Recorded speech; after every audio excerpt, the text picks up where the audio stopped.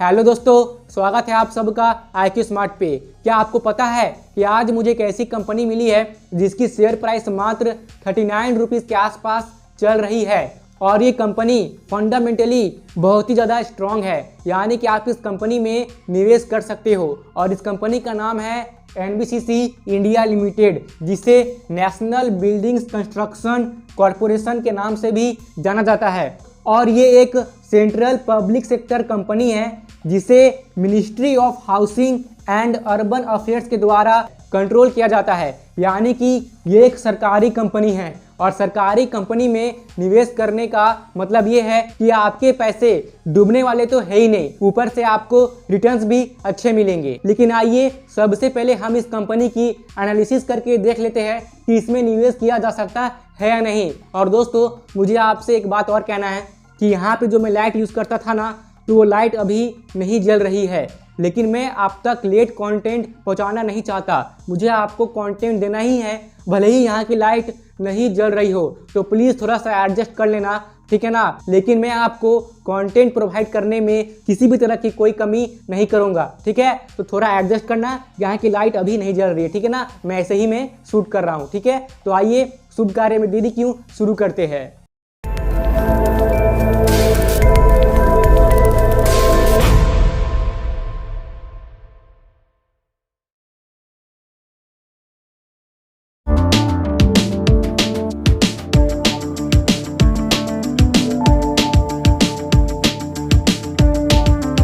तो चलिए अब ये देख लेते हैं कि हम NBCC में निवेश कर सकते हैं या नहीं। और जैसा कि मैं आपसे हमेशा कहता हूं कि किसी भी कंपनी में केवल उसके स्टॉक के प्राइस को देख करके निवेश कभी मत कीजिएगा। किसी भी कंपनी में निवेश करने से पहले आप उस कंपनी की अच्छे से एनालिसिस कीजिए और एनालिसिस करने के बाद ही आप ये फैसला करें कि आपको उस कंपनी में निवेश करना है या नहीं। आपको हमेशा इन्वेस्टिंग कंपनी के एनालिसिस करने के बाद ही करनी चाहिए, ठीक है। अब आइए हम अपने टॉपिक पे आते हैं। तो मैं बात कर रहा था NBCC की। तो NBCC की जो करंट शेयर प्राइस चल रही है अभी फिलहाल, वो चल रही है 38.8 रुपीज़, यानी कि 39 रुपीज़ के आसपास इस कंपनी की शेयर प्राइस अभी चल रही है, ठीक है। और इस कंपनी की जो ROE है वो कितनी है, वो है 16.2%। जनरली किसी भी कंपनी की ROE अगर कई सालों से 15% से ऊपर रहती है तो ये चीज़ उस कंपनी में निवेश करने के लिए काफ़ी ज़्यादा पॉजिटिव सिग्नल माना जाता है। और इस कंपनी की जो ROE है NBCC की, वो कितनी है, वो है 16.2%, जो कि अच्छा सिग्नल है इस कंपनी में निवेश करने के लिए, ठीक है। अब इस कंपनी की जो ROCE है वो है 23.3%। ये भी चीज़ इस कंपनी में निवेश करने के लिए पॉजिटिव सिग्नल है, क्योंकि ROCE किसी भी कंपनी का कम से कम 15% से ऊपर होना ही चाहिए। और इस कंपनी की ROCE 23.3% है, जो कि काफ़ी अच्छी बात है, ठीक है। अब इस कंपनी के ऊपर जो कर्जा है यानी कि डेट है वो कितना है, 0.53 करोड़, यानी कि कितना होगा 53 लाख, 53 लाख। तो अगर इसका डेट इतना है लेकिन इसका डेट टू इक्विटी रेशियो क्या है, 0 है। अगर किसी भी कंपनी का डेट टू इक्विटी रेशियो 1 से कम होता है तो ये चीज़ उस कंपनी में निवेश करने के लिए पॉजिटिव सिग्नल होता है। और इस कंपनी का डेट टू इक्विटी रेशियो 0 है और इस कंपनी के ऊपर 0.53 करोड़ का डेट है, यानी कि आप ये मान के चल सकते हो कि इस कंपनी के ऊपर ना के बराबर कर्जा है, यानी कि ये कंपनी डेट फ्री है, कर्ज मुक्त है, क्योंकि इसकी जो डेट टू इक्विटी रेशियो है वो कितनी है, 0 है। आई बात समझ में। अब आइए आगे बढ़ते हैं। तो इस कंपनी के ऊपर जो टोटल एसेट्स है, यानी कि इस कंपनी की टोटल एसेट्स वो कितनी है, 13,486 करोड़, जो कि काफ़ी अच्छी बात है। और इस कंपनी की जो टोटल लायबिलिटीज़ है वो कितनी है, क्या वो इस कंपनी के एसेट से कम है, जी बिल्कुल कम ही है। कितनी है, 11,548 करोड़, 11,548 करोड़। तो इस कंपनी की लायबिलिटीज़ इस कंपनी के एसेट से कम है, यानी कि ये एक पॉजिटिव सिग्नल है, आप ऐसा मानकर चल सकते हो, ठीक है ना। तो अभी तक हमें इस कंपनी में जो कुछ भी देखने को मिला है तो पॉजिटिव सिग्नल ही मिला है, ठीक है ना। हर चीज़ अभी तक हमें पॉजिटिव ही मिला है। लगता है इस कंपनी में निवेश किया जा सकता है। आइए आगे देखते हैं क्या होता है। इस कंपनी की जो प्रॉफिट ग्रोथ मुझे दिखी वो कितनी है, 19.9%, जो कि ठीक ठाक है, अच्छी है, ठीक है। अब इस कंपनी के ऊपर जो प्लेज जो परसेंटेज है वो है 0%। तो ये भी काफ़ी अच्छा बात है। इसका मतलब ये है कि इस कंपनी के प्रोमोटर्स ने अपने शेयर्स को गिरवी रखकर लोन नहीं लिया है, इसलिए इस कंपनी का जो प्लेज जो परसेंटेज है वो है 0%, जो कि पॉजिटिव सिग्नल है, यानी कि ये भी अच्छी बात है, ठीक है ना। अब इस कंपनी का जो नेट प्रॉफिट है वो है, यानी कि एनुअली वो है 238 करोड़, 238 करोड़। ये भी काफ़ी अच्छी बात है। इस कंपनी की नेट प्रॉफिट को देखकर हमें ये पता चलता है कि ये जो कंपनी है ना एनबीसीसी इंडिया लिमिटेड, ये प्रॉफिट में है, ये एक प्रॉफिटेबल कंपनी है, ठीक है ना। अब इस कंपनी की जो एवरेज ROE है 3 सालों की वो है 12.2%, जो कि ठीक ठाक है, आप ऐसा मानकर चल सकते हो। अब इस कंपनी की जो PE रेशियो है वो कितनी है, वो है 20.7 और इंडस्ट्री PE है 38.4, यानी कि इस कंपनी की PE रेशियो इंडस्ट्री PE से कम है, यानी कि अभी लगता है कि अंडर वैल्यूड है, ठीक है ना। ऐसा देख के लग रहा है, मैं श्योर नहीं बोल रहा हूँ, बट देख के लग रहा है इस कंपनी का PE रेशियो इंडस्ट्री PE से कम है। तो ये चीज़ देख करके मुझे ये लग रहा है कि इस कंपनी का जो अभी स्टॉक का प्राइस चल रहा है वो बहुत ज़्यादा ओवर वैल्यूड नहीं है, ठीक है ना। तो ये निवेश करने का इस कंपनी में अभी सही समय हो सकता है, ठीक है। बस इस चीज़ को देखकर मुझे ऐसा लग रहा है, मैं आपको कंफर्म नहीं बोल रहा हूँ, ठीक है ना। केवल एक ही चीज़ को देख के हम ये पता नहीं लगा सकते हैं कि कंपनी की जो स्टॉक की प्राइस चल रही है वो ओवर वैल्यूड है या अंडर वैल्यूड है, पर फिर भी एक बार PE रेशियो जरूर से देखना चाहिए वैल्यूएशन के लिए, ठीक है ना। अगर आपको अंडर वैल्यूड और ओवर वैल्यूड स्टॉक के बारे में जानना है तो आप इस वीडियो के बाद जरूर से ही देख लेना, ठीक है। अब आइए बात करते हैं होल्डिंग पैटर्न्स के बारे में। तो इस कंपनी के प्रोमोटर्स के पास जितनी होल्डिंग है वो काफ़ी अट्रैक्टिव है, क्योंकि इस कंपनी की प्रोमोटर होल्डिंग है 61.8%, जो कि काफ़ी अच्छी बात है।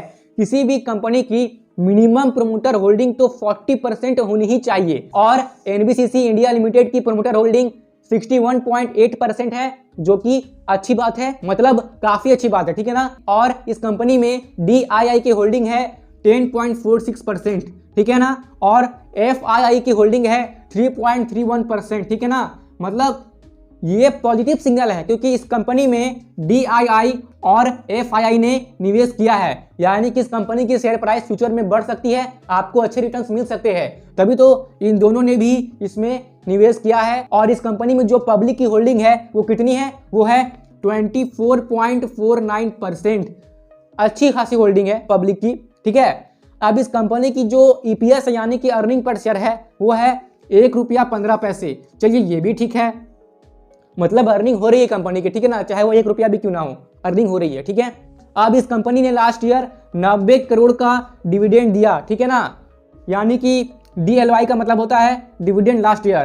तो last year NBCC India limited ने टोटल 90 करोड़ का डिविडेंड दिया है, जिस हिसाब से इसका जो डिविडेंड यील्ड है वो कितना है, DY का मतलब होता है डिविडेंड यील्ड, वो कितना है, वो है 1.28%, जो कि अच्छी बात है, यानी कि अच्छा सिग्नल है, ठीक है ना। तो अभी तक हमें इस कंपनी में लगभग एक भी नेगेटिव सिग्नल नहीं मिला है, ठीक है ना।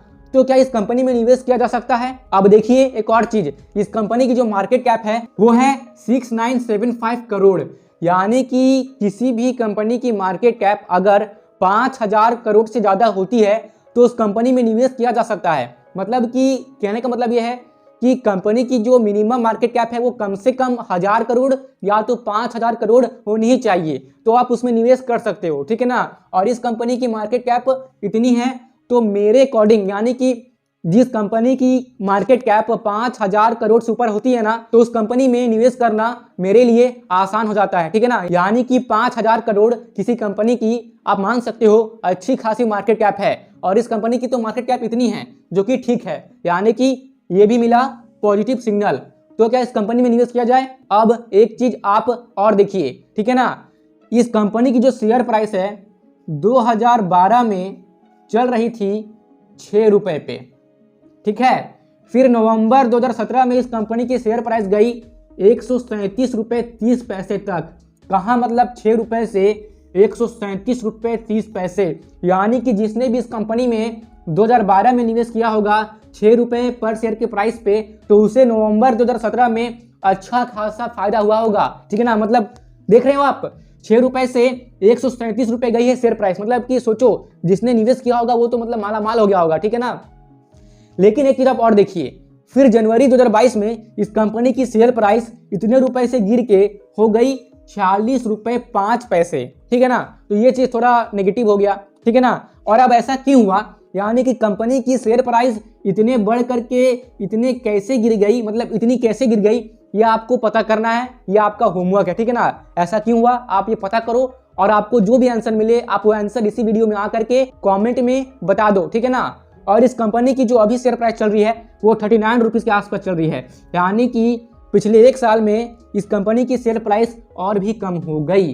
तो इस कंपनी की शेयर प्राइस कम क्यों हो रही है, यही चीज़ आपको पता करना है और इस वीडियो के कमेंट में मुझे बताना है। और यहाँ पे एक चीज़ मैं आपको बोल दे रहा हूँ, मतलब अपने नॉलेज से, कि मुझे ऐसा लगता है ना कि जो भी गवर्नमेंट कंपनी होती है, यानी कि जो भी सरकारी कंपनी होती है, तो उसकी जो शेयर प्राइस है ना वो मतलब बहुत ही धीरे बढ़ती है, मतलब ज़्यादा नहीं बढ़ती है और वो धीरे बढ़ती है। ठीक है ना, आप किसी भी सरकारी कंपनी को देख लो, चाहे वो कोल इंडिया हो या इंडियन ऑयल कॉर्पोरेशन लिमिटेड हो, एक्सेट्रा एक्सेट्रा, तो उनकी जो शेयर प्राइस है वो उतना ज़्यादा नहीं बढ़ती है लेकिन उतना भी अधिक नहीं बढ़ती है। हाँ, सरकारी कंपनी की फंडामेंटल्स जरूर से ही सही होती है, वो कंपनी प्रॉफिटेबल में होती है, पर शेयर प्राइस उतना भी ज़्यादा नहीं बढ़ता है। यानी कि आप ऐसा मान के चल सकते हो कि सरकारी कंपनी में निवेश करने से मल्टी बैगर रिटर्न्स मिलने की काफ़ी कम चांसेस होती है। और मेरे जानकारी के अनुसार ऐसा इसलिए भी होता है कि क्योंकि सरकार की नियम कभी भी चेंज हो सकती है, तो शायद इसी कारण से जो इन्वेस्टर्स होते हैं ना वो किसी सरकारी कंपनी में उतना मतलब बहुत ज़्यादा निवेश करने में उतना इंटरेस्ट नहीं दिखाते हैं। अगर वो किसी सरकारी कंपनी में निवेश करते भी है तो वो छोटे समय के लिए निवेश करते हैं, यानी कि बहुत ज़्यादा लंबे समय के लिए वो सरकारी कंपनी में उतना निवेश नहीं करते हैं, या तो वो किसी सरकारी कंपनी में निवेश करके वहाँ से उन्हें मल्टी बैगर रिटर्न्स मिलेंगे ऐसा वो आशा भी नहीं रखते हैं। और मैं भी फिलहाल अभी कुछ ऐसा ही सोचता हूँ, यानी कि मुझे भी लगता है कि सरकारी कंपनी में निवेश करके आपके पैसे के डूबने के चांसेस तो बहुत ही कम है या ना के बराबर है। और लॉन्ग टर्म में सरकारी कंपनी में इन्वेस्टेड रहने से आपको रिटर्न्स तो मिलेंगे, लेकिन जरूरी नहीं है कि आपको बहुत ज़्यादा रिटर्न्स मिले या मल्टी बैगर रिटर्न्स मिले। थोड़े बहुत रिटर्न्स मिल सकते हैं लेकिन उतने रिटर्न्स मिलने का चांस बहुत ही कम रहता है। अब ऐसा नहीं है कि एनबीसीसी इंडिया लिमिटेड में निवेश नहीं किया जा सकता है, इसके फंडामेंटल्स स्ट्रांग है, जैसा कि अभी आपने देखा, तो आप इसमें निवेश कर सकते हो। अब इसमें निवेश करना है कि नहीं करना है इसका निर्णय आपको करना है। ये चीज बता करके मैं आपको कोई स्टॉक रिकमेंड नहीं कर रहा हूं, ऐसा बिल्कुल भी मत सोचिएगा। मैं किसी भी प्रकार का स्टॉक रिकमेंडेशन नहीं दे रहा हूं।